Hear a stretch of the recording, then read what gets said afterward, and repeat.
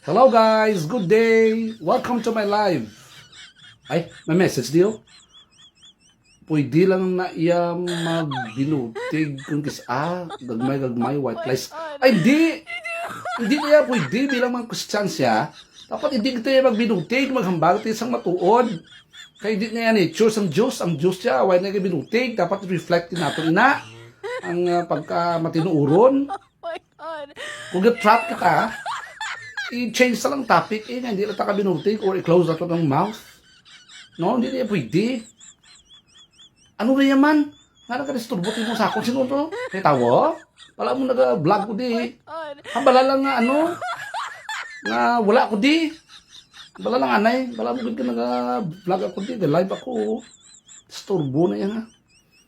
Taga pasalamat ako sa Ginoo nga nangitagaan naman ako sa may memorya na dali ako katanda. Nambalan ganing hambalon sa dito nga balik lang siya kay wala ko di. Ano to gani hambal ko ba? Tanawa bala kay ginisturbo niya ako kundi ako.